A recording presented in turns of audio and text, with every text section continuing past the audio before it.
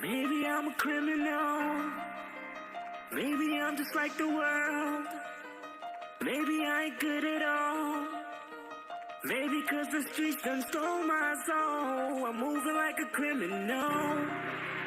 Maybe I ain't good for you. Maybe I ain't good at all. I'm hiking up this road, but it's so cold. I'm moving like a criminal. I can't get away.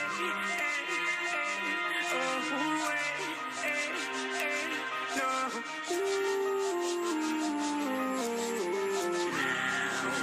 Now I can't wait. Right now I'm going to meet my little brother, Troy Reed. We're going to have some conversation about some stuff we've been talking about with each other for 15 years in prison, and now we get to talk about it. I get to talk about it as a free man. Maybe I'm just like the world. Maybe I ain't good at all. Maybe 'cause the streets done stole my soul. I'm moving like a criminal. What's going on? Do you mind taking me on the tour exactly of where it happened, how it happened? No. You know, and kind of walk me through it.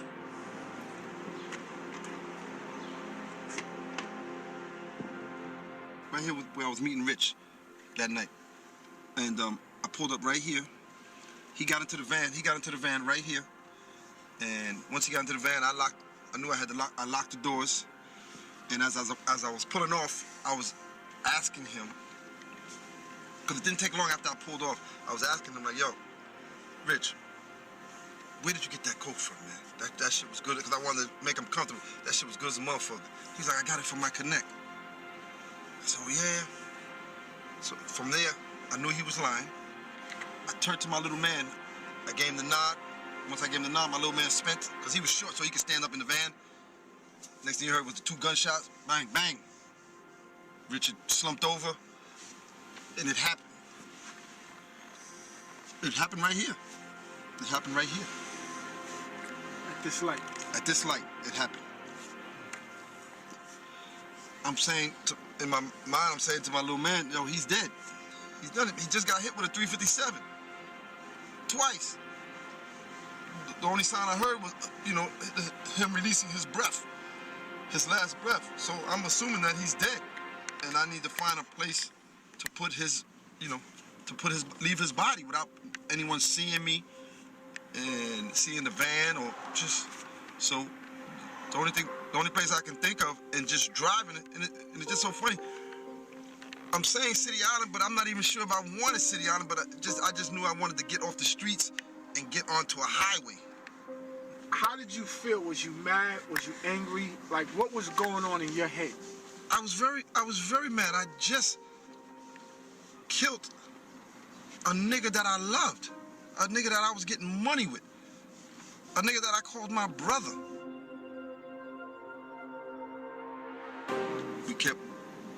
We kept driving this way, and until I could find a remote spot to leave the body. Go around this turn right here. Yeah, loop it real quick. It was somewhere over here. So I pulled over like right here, just threw the van up on as close as I can to the rail. Once I pulled over, my little man, Gary's probably like 5'3", 1 something. So I'm trying to stay behind this. I'm trying to stay behind the steering wheel. I'm trying to stay in the driver's seat just in case we got to pull off, and have him go dump the body. But when he went to go try to get Rich out the car, he couldn't pick him up.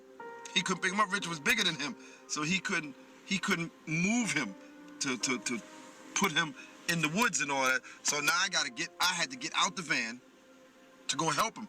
And when I went to go help him, Richard made a sound. So that shit startled me. Like, oh shit, he's still alive. So I grabbed the gun from my little man and put one in his head. And then I had to pick him up. And dump him in the woods and leave his body. I was able to, get him where he needed to be. And then we jumped back in the van, and I made sure I didn't skid off or anything like that to leave any kind of tracks. And we left.